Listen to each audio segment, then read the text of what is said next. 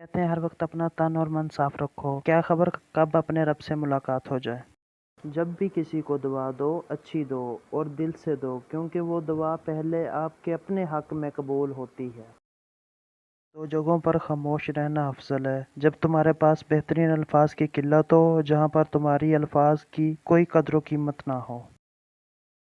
عورت کو اگر وقت، محبت، اعتماد اور سب سے خاص چیز عزت دی جائے تو وہ جان دے سکتی ہے، مگر بے وفائی نہیں کر سکتی۔ دنیا میں سب سے زیادہ نفرتوں کا سامنا سچ بولنے والوں کو کرنا پڑتا ہے۔ جب کسی کی کوئی بات کڑوی لگے تو سمجھو سچ بولا جا رہا ہے، اور اگر کسی کا لہجہ کڑوا لگے تو سمجھ جاؤ اللہ حافظ کہا جا رہا ہے۔